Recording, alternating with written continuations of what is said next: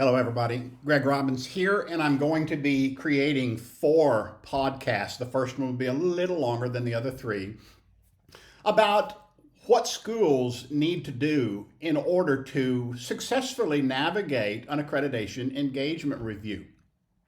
I go into many schools and good schools. And I honestly think that most schools are good schools with good intentions. They want to educate their children, they want to treat teachers fairly, they want to do good things in their community. But the problem is that when an engagement review team comes in, they simply do not have what it takes for the team to see in order for the team to reward their effort and give them a good score. And we'll talk about the score later. They lacked the evidence, they lacked the writing, they lacked the things that a school, tangible things that a school wants to put into their hands or see on their computer that are real, by the way, they're not just pieces of paper, that affirm that what they're hearing in stakeholder focus groups is indeed actual, it's valid, it's real. And so I'm going to be creating 4 podcasts about optic building that produce accreditation results. And this first one, as I said, is going to be a little longer because it is going to be about an introduction. And then I want to go to Cognia's first key characteristic, culture of learning. And you might say, well, Greg, what is a key characteristic? Well, years ago, as we were moving out of advanced ed towards Cognia, and we had a set of standards and domains that an international committee replaced with the newest. So we don't have domains anymore. We have key characteristics. And that just means that if I were to try to draw a picture of what a good school looks like, it would include these 4 things. So their culture of learning, the leadership of their learning, how students are engaged, and to what extent students fulfill their capacity and grow to be good learners. One of the ways that I tell schools all the time, so when I'm their lead evaluator, I tell them up front. In fact, I have a PPT. I walk through schools through, this is what you need. This is what you've got to have. And one of the things that I tell them is that there are 22 of the 30 standards that either directly say that something must be documented or they imply that they should be documented. And I'm going to go through today the 22 standards that directly say, through the use of words, it needs to be formal, it needs to be structured, it needs to be systematic. When you see those words, that means that if you don't have something written and into somebody's hands or in front of their eyes, you cannot earn a 4. In many cases, you can't earn a 3 or a 2. But there are some standards where it is implied that you should have something written that a team can look at. And I want to cover those 22 standards. And this is what we're going to do. I want to look at the key characteristic, then the standards that need to be formalized under it. You're going to see the meaning of the standard. I'm not going to copy the standard, but I'm going to let you know this is what that standard means. And below that, this is what is going to be required to put into a team's hands. I'll show you the documentation. I'll show you kinds of evidence. Then a slide after that will be, these are actions that you should begin taking right now. So IEQ, the score. That means Index of Educational Quality. Everybody wants a high score. Schools want over 300. They want 350. They want to be a school of distinction. But you've got to earn it. You're a great school. But it's not about effort. It's about your outcomes, and outcomes that are documented, that people can see. You want to be reaccredited. You're working really, really hard. But it's not about your effort. It's about outcomes that people can see, evaluate. You want to be reaccredited. You do not want to be accredited under monitoring. That means that you are under somebody's thumb and they're going to be standing over your shoulder telling you exactly what you've got to do. But again, it's not about effort. It's about outcomes. Any more than if you're a teacher here or we're a teacher and let's say that that you taught AP English and you set all your students down for a 45-minute essay write, and you're going to grade it by the rubric, and some child over there is working his or her brains out. They're writing. But when you get it,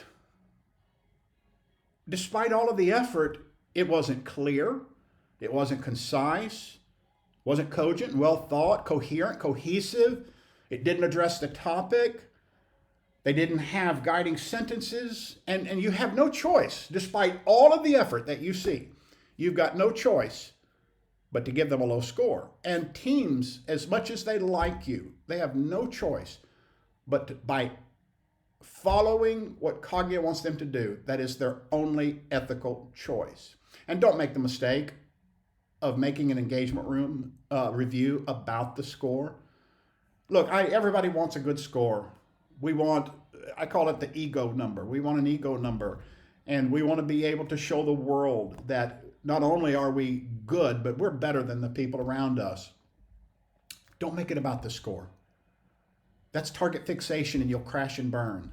Make it about doing the right things that build optics, reality, real things that a team can see and evaluate and give you the opportunity.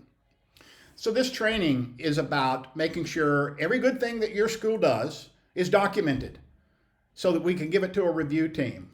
We want to make sure that every challenge you've got, area of weakness, or where you're just not living up to what you wanted, we shine light on it and we put a plan in place to fix or improve it. And we want to build sustainable practice in you, the teachers, the leaders that are going to remain at that school when this review is done. And we want to make sure that when the mid-cycle report comes, and that's right, in 3 years, somebody is knocking at your door. And we don't ever want you to start from scratch, cycle after cycle after cycle. Again, this training is going to focus on the 22 performance standards that either directly say or imply in the language of the standard that somebody needs to be given something that put hands or eyeballs on. So the first characteristic is culture of learning. And it really just means a place that has a healthy culture where kids are learning and it's the focus of the school and that the school can demonstrate in evidence. Now, let me stop here. I'm running into last year and this year a lot of schools where they're taking what they gave previously, if they were being reaccredited, as evidence. So pictures of this, name lists of that, PD attendance sessions. That is no longer considered evidence. Evidence is not raw data. So let's say that you have your mission, vision, and values where you want to have a healthy culture of learning. You cannot just give somebody a handbook, say, and say, okay, go read through this handbook, and somewhere in this handbook, you're going to find that that's what we want. No, evidence is you go to where it says you want that healthy culture, you extract it, you name it, and that's evidence. So evidence has to be cleaned up, cannot be raw. Evidence has to be compiled and then woven together. Cognia calls it synthesizing evidence, but you need to take various pieces of evidence, weave them together. When you clean it up and you synthesize it, then you look at it and you ask, what is this thing saying to me? And you get findings and conclusions. And so teams want to see your findings, your conclusions based upon your raw data. They want it for current and they want it for trend. Standard 2 is the first of the 22 standards where you need to put something in somebody's hands. Now here it's implied. It's talking about the mission, the vision, the values of the school. They want your mission, vision, and values that your school lives by. They want it cleaned up. In other words, they want to see it in a piece of paper that this is what we believe. And they want to see those statements. And evidence, if a team is coming to your school or if it's remote, have them go through the school and record things like posters with the mission, vision, and values. let's analyze staff training logs where our teachers and our support staff are trained about the mission, the vision, and the values. It could be micro training. Get some surveys from stakeholders that talk about their feelings and how they connect with the mission, vision, and values. And again, cleaned parent handbooks, cleaned teacher handbooks. So we need to do 3 things here to give teams something. Update, train, and display. Priority 1, if your mission, vision, and values are over 3 years old, you need to sit down and determine if they're still relevant. Do they need to be reworded? I'll give you an example. So mission answers the question, why are we here? What is our purpose? And it's really not, it should not be a long, complex, compound sentence. So at my schools in China, our mission was, students are our mission. That's it. Vision statements are different. They should be longer because they answer how. How are we going to ensure that our students succeed since they're our mission? This is where you need to weave in how you see yourself fulfilling your mission, supported by your values. The next thing we need to do is sit down and have training sessions with all of our staff on the policies and practice that support student well-being. And finally, we should display the mission vision statements all over the school. They should be as you walk in, they should be down hallways, they should be in classrooms, they should be everywhere so that people can see it. The next standard is standard 3. And this is about data analysis, and ensuring that data informs the decisions that we make and that everything is grounded in analytics reflecting the learner's needs. The documentation would be written processes for identifying focus areas using learner data. We should have documents that explain this is how we learn what kids need through data analysis. And evidence would be data analysis reports, analyze survey results, implemented action plans. Those would be solid evidence to put into a team's hands. So the very first thing that a school would want to do here, and pardon, the word develop is lacking a D, but find or develop and implement formal processes for identifying focus areas based on learner data. You're doing this. In fact, when I'm at a school as a leader, I know the people are doing this, but I can't give them a 4 because a part of it is not just saying it, but proving it, showing it to me so that I can validate it. And so if you currently don't have a formal process, develop one and implement it. But to develop it, it's not starting from scratch. Sit down, ask people, what are we doing to complete this so that we're focused on learners? Write that down and turn that into the policy that you're already living out. Take the informal and formalize it. Then go out and collect baseline data, analyze those results and determine the key focus areas. Are they valid? Are they good? And then finally, 3, find or create action plans that are identified. And it should be action plans, not let's do this. But Cognia wants you to create theories of actions. A theory of action is a formula. It begins with the word if. If we do this, comma, then this will happen. That is your baseline, and you can always come back to it. Then standard 4, which is most schools believe they have this, but I have never been to a school yet that is able to pull out either a policy or a program and say, there you go. That's my proof. I've never been to a school yet where they're trained on that policy. Informally, strong. In fact, I've only seen 2 schools in my years as a lead evaluator where it was unhealthy for children. Everything else is great. The kids love it. This is about advocacy for children, where adults are advocating for children and positive relationships have a structure. And you cannot get a 4, a 3, or a 2 unless you have a written policy for advocacy, or better, a program, and people need to be trained. So documentation, an advocacy program or policies that foster peer adult relationships, student-adult relationships, a social emotional learning program or policy. And then evidence would be analyzed minutes from SEL meetings, student feedback on what they are experiencing, analyze teacher training, impact surveys. What did this training do for the teacher? What did it do for the students? Analyze student and parent experience surveys, and then again, analyzed impact. 3 things. It'll always be 3 through all of these podcasts.